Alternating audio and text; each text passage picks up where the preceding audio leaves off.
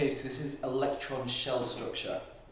Okay, so if I have my nucleus, we've got 4 shells you need to know about: shell 1, shell 2, shell 3 and shell 4. The first shell is the closest, and then as the numbers get bigger it goes out.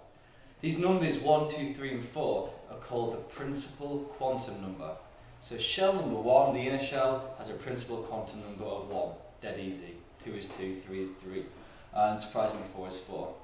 So I've got my shell number 1. However, my shell isn't made out of just one shell. You can split it into kind of subshells within that shell. And shell 1 has one subshell called S. Okay? Shell 2 has 2 subshells called S and P. Shell 3 has 3 subshells.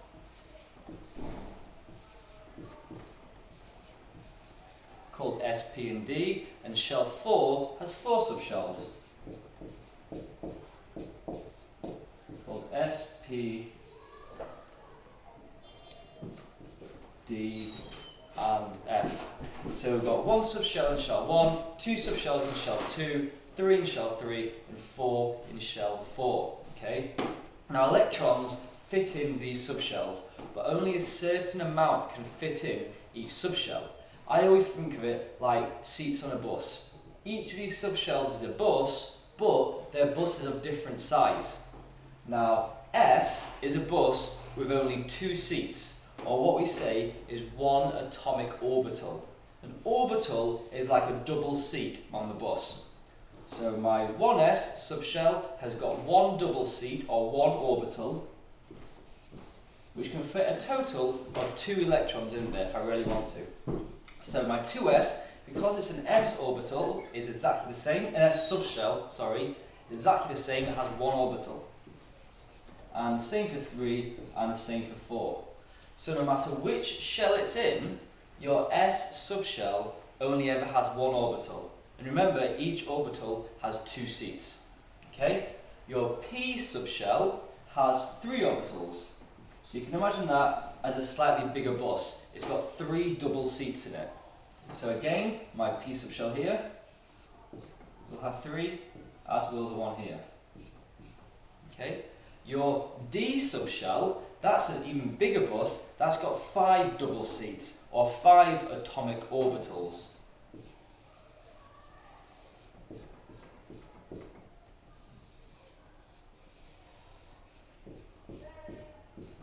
And finally, the F subshell is a huge bus that's got 7 double seats, or 7 orbitals.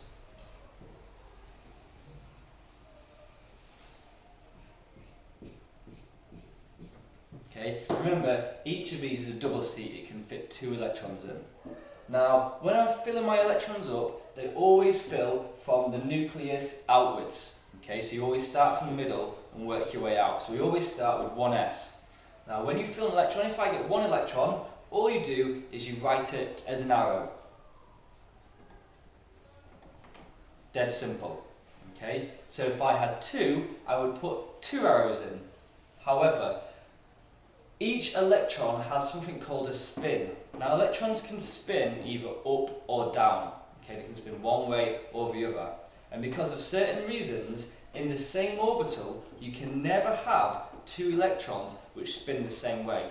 If that happens, it's bad, so it doesn't ever happen, okay? So if ever you have 2 electrons in the same orbital, you need to show the arrows facing different directions.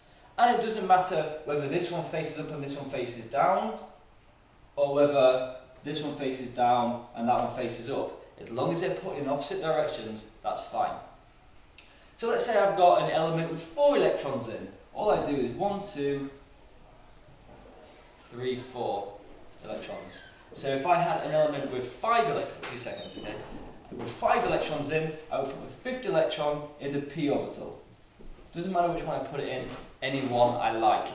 If I had something with 6 electrons, I would put another electron in here. However, electrons have both got a negative charge, so they repel each other. So they will only occupy the same orbital if they have to. So if I had 6 electrons, I would put my 6th electron in a separate orbital. And if I had 7 electrons, again, that electron would go in a separate orbital. If I had 8 electrons, then because there's no more free orbitals in this subshell, they have to pair up. Okay, and 9 and 10 and so on. Okay. However, I'll be moving 2 seconds, Nick. Okay, just 2 seconds. However, there's a little kind of extra rule to learn as well. I said they fill up from the start and they fill down. So they fill up with shell 1, then shell 2, then shell 3, then shell 4, and so on. However, if we look at the energy levels for the shells, this is why they fill up from 1s first, because 1s has the lowest energy, and electrons always go into the lowest energy state possible. So we're going to start with 1s, then 2s, then 2p, as I explained, then 3s and 3p. However, if we look at the energy level for 4s, it's actually lower than 3d. So when I'm filling this up,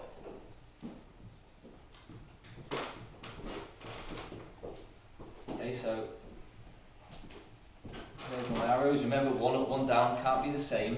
If I added an extra electron now, it wouldn't go into 3d, it would go into my 4s. Okay? If this electron got taken away, it would get taken away from 4s first. 4s is first in, first out. Electrons always go into 4s first, and they always leave 4s first, before 3d. So let's say I added 3 electrons now. Got 1 electron here, another electron there, and then, after I finish with 4s, I would fill up 3d. However, once 4s has electrons in it, it changes, and it becomes higher in energy. So this is 4s with electrons in, it changes and becomes higher. Now, electrons are always removed from the highest energy level. So they're going to get removed from 4s first.